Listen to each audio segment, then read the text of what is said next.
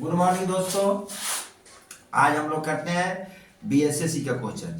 तो प्रतिदिन एक दिन अल्टरनेट डे करके एएलपी बीएसएससी का क्वेश्चन हम क्या कर देते हैं, डाल देते हैं। ठीक है, आइए सुंदर सा क्वेश्चन का सुंदर सा सॉल्यूशन आप देखेंगे। और देखिए, ए यदि a/2 equal to b/3 equal to c/5 तो a minus B plus c/a का मान ज्ञात करें। तो ये देखिए क्वेश्चन को कैसे करते हैं। सबसे पहले ये जो है a का वैल्यू निकालते हैं, तो ये दोनों का गुना करा लेंगे। इसे ये रेशियो में है तो क्या है, ये आपका a बराबर हो जाएगा a/2 इक्वल टू k।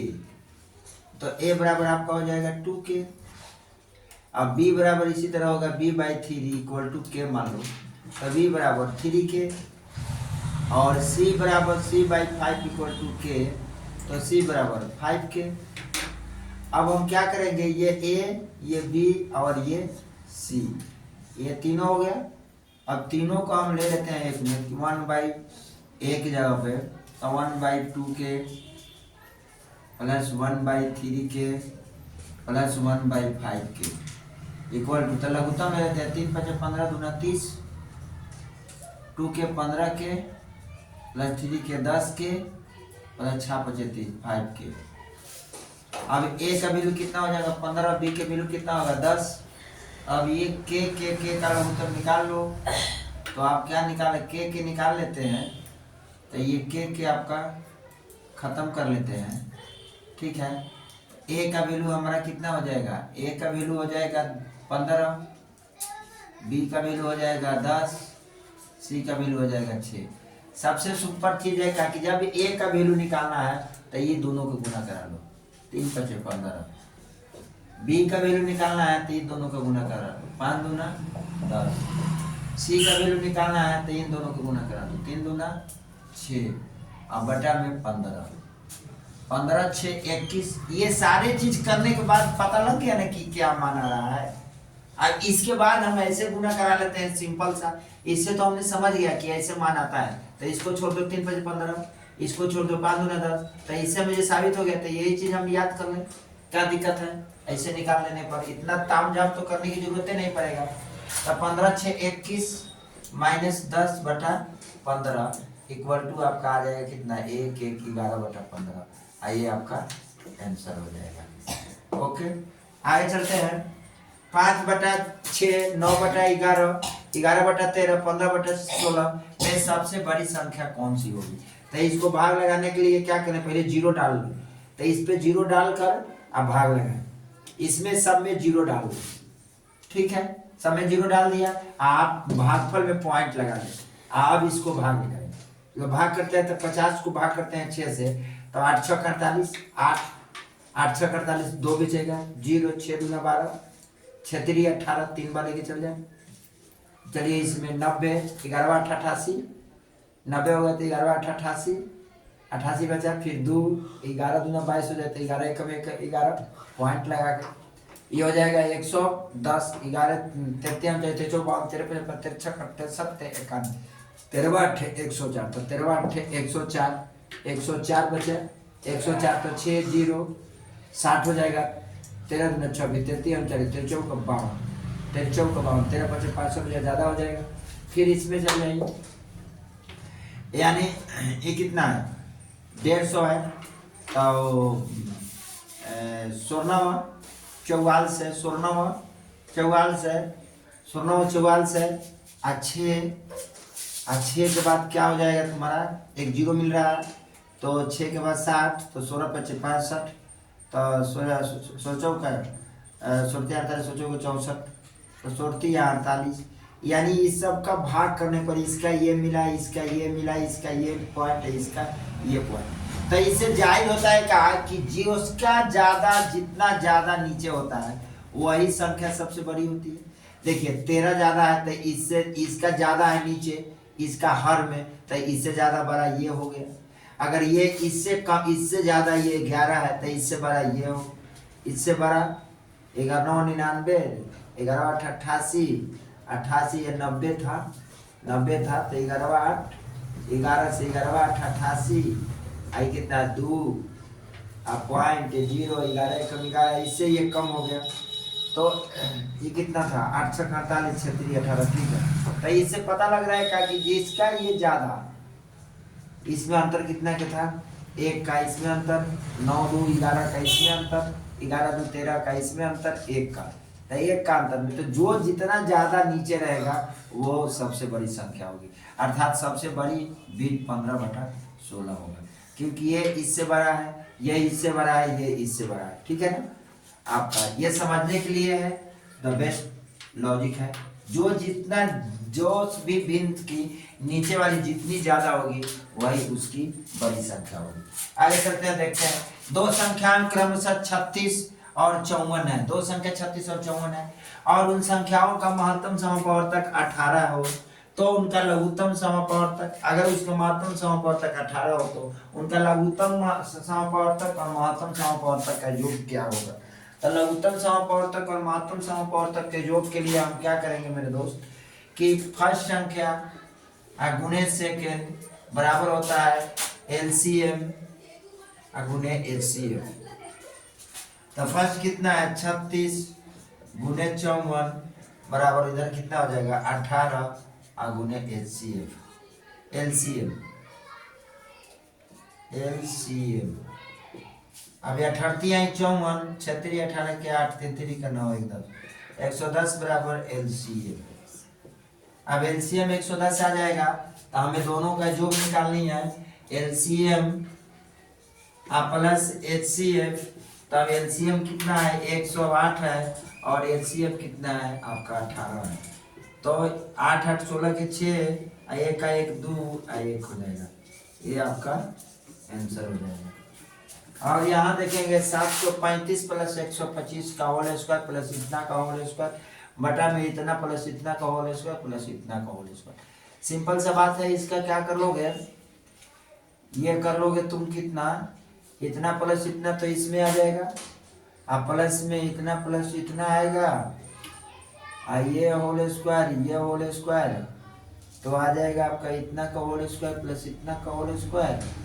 आप इसमें सिंपल सा तरीका लगा लो, ए स्क्वायर प्लस बी स्क्वायर तो तुरंत लग जाएगा।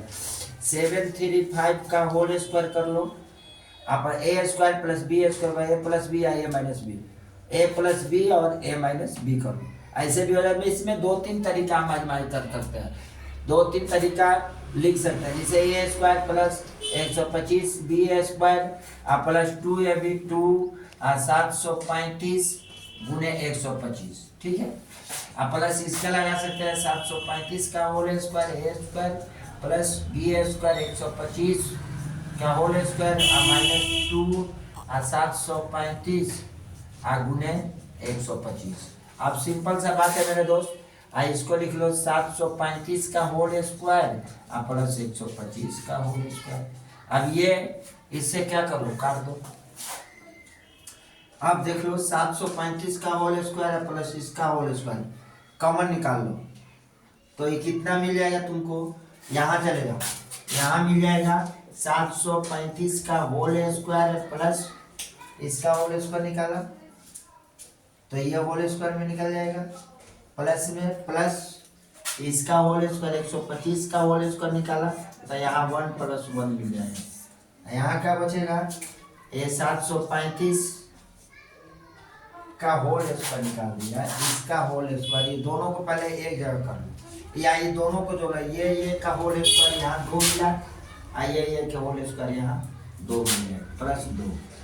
ठीक है, अब ये 2 2 क्या कर लोगे तुम कॉमन ले लो, ये 2 2 क्या करोगे 735 का होल स्क्वायर प्लस 125 का होल स्क्वायर। अब 2 2 कॉमन ले लो तो मिलेगा 735 का होल स्क्वायर प्लस 125 का होल स्क्वायर बटा में 735 का होल स्क्वायर प्लस 125 का होल स्क्वायर, ये टोटल कर जाएगा, आंसर आपका 2 आ जाएगा। ठीक है, यही आपका आंसर होगा। ये इतना चाह कर हमने आगे बढ़ाया, नहीं तो आपको इतना ही में भर जाता, ये क्वेश्चन इतना ही में हो जाने वाला था। ओके थैंक्स, ये आपका बटा में है ये क्वेश्चन यहाँ से। ठीक है ना, अरे सीधा सीधी इसको और इसको जोड़ दो तो ये दोनों को तो एक का एक प्रथम 2 अलग कर लो, इसको और इसको जोड़ दो तो ये दोनों एक ही है तो एक कर लो, दोनों प्लस में आ जाएगा। यही दो चीज यहाँ पर है, ये इस दोनों को काटेंगे तो क्या मिलेगा, दो ही तो मिलेगा। दो दो जो आ रहा है दो मिल जाएगा आपका, ये दो आंसर साबित हो जाएगा। ठीक है, नेक्स्ट क्वेश्चन को देखते हैं मेरे दोस्त। नेक्स्ट क्वेश्चन को देखते हैं मेरे दोस्त। 12 घंटे का कितना प्रतिशत 36 सेकंड होगा। तो सिंपल सा बात है, ये पहले यूनिट को बदल लो, घंटा में है और ये सेकंड में है। तो 12 घंटा का निकाल लो सेकंड में, तो 60 मिनट और 60 सेकंड होगा। आ का मतलब गुना कर लो कितना के परसेंट, तो x% यानी x बटा 100 कर लो इक्वल टू 36 कर लो। क्या टेंशन है, एक जीरो से एक जीरो से एक जीरो से एक जीरो काट दो। अभी कितना हो जाएगा तुम्हारा 12 गुने 36 x इक्वल टू 36। 36 को 36 से काटो, x बराबर क्या होगा 1/12। x बराबर क्या हो जाएगा 1/12, यानी इतना परसेंट हो जाएगा आपका 1/12%। ठीक है, आइए आपका आंसर। मोहन एक खराब साइकिल 3000 रुपया में खरीदता और इसे मरम्मत करने के लिए 200 रुपया खर्च करता है, फिर इसके बाद उसे 4000 रुपया में बेच देता है, तो इसका लाभ प्रतिशत क्या होगा। सबसे पहले क्या बात है कि सीपी कितना है इस साइकिल का 3000 रुपया है, और खर्च कितना करता है मरम्मत में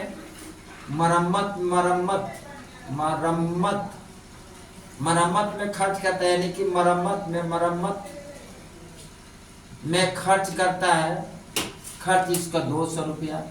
अब ये कितना हो जाएगा 3200 रुपया इसका हो गया, सीपी 3200 हो गया, ISPI कितना इसका 4000 रुपया। तो आप निकाल लीजिए प्रॉफिट कितना हो गया 800 रुपया, इसमें से घटा लीजिए अपोजिट, इसमें से इसको घटाइए तो 800 रुपया। अब 800 बटा में कितना हो जाएगा मेरे दोस्त 3200 गुने 100। अब 2 जीरो से 2 जीरो काट दो, 8 चौक का 32 काट दो, 25 चौक का 100 काट दो, 25% आपकी बेनिफिट हो जाएगी। यानी लाभ कितना परसेंट होगा मेरे भाई, प्रॉफिट आपको 25% होगा।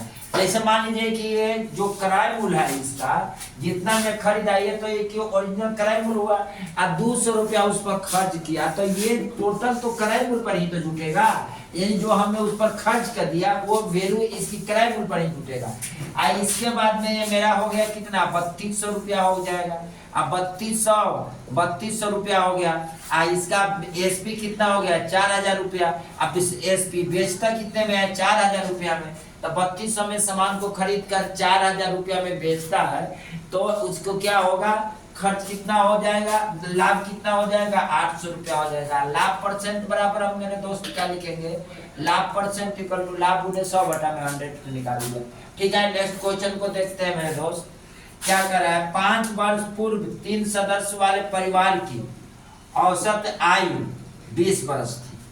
ठीक है, एक बच्चे जन्म ले लिया, ठीक है 5 वर्ष पूर्व है, 3 सदस्यों का औसत आयु कितना है 20 वर्ष है। तब 3 सदस्य में इसमें उम्र कितना हो जाएगी 3 × 5 = 15 इसको जोड़ देते हैं, तब 3 सदस्यों का औसत आयु 3 सदस्यों का औसत आयु कितना हो जाएगा, औसत आयु यानी 20 + 20, 3 सदस्यों का 3 × 5 = 15, 3 में यहाँ ठीक कराते हैं। पहले इसको 3 सदस्य, तो 3 सदस्यों का 5 वर्ष पूर्व, तो इसमें कुल कितना हो जाएगा, औसत तो 20 है तो कुल निकाल देते हैं, कुल निकाल दिए कितना 20 × 3, 20 × 3 = 60।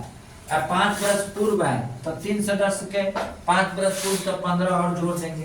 5 वर्ष पूर्व है, 5 वर्ष पूर्व, तब वर्तमान ले लेंगे, वर्तमान इसमें ले लेंगे तो कुल कितना हो जाएगा 60 + 15 यानी 75। एक बच्चा जन्म ले लेता है तो उसकी औसत आयु आज भी उतना ही रहता है।